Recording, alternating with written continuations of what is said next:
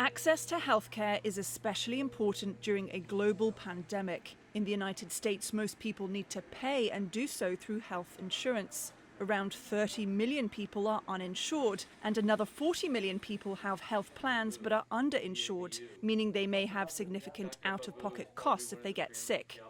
Health research group the Commonwealth Fund recently ranked the United States last out of 11 high-income countries when assessing access to care, administrative efficiency and equity. I think COVID has really just unveiled the significant challenges in our healthcare system.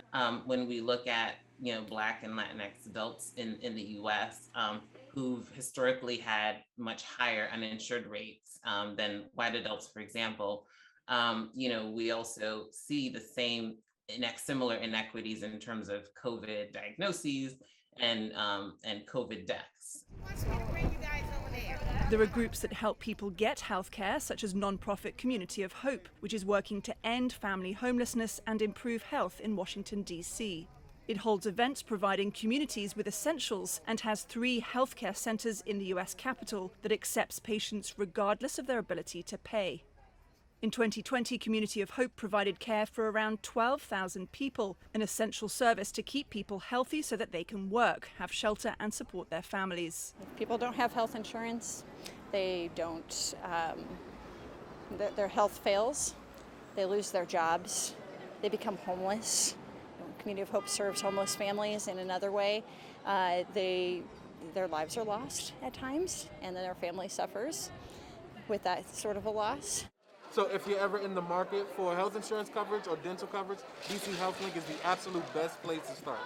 In Washington, there's DC Health Link, which provides insurance options. People can also sign up for national insurance programs, Medicare or Medicaid, for people 65 or older or with low income. La Clínica del Pueblo also offers healthcare to people in Washington, D.C., including mental health and substance use treatment.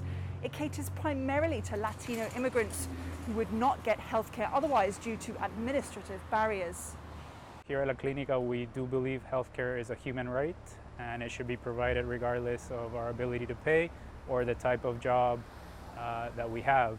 Unfortunately, that is not a reality in this country, so we have numerous barriers to receive healthcare provision. Even in places like the nation's capital, which has some of the lowest rates of uninsured, there are still people who need help to get affordable healthcare and who may suffer greatly without it. Caroline Malone, CGTN, Washington.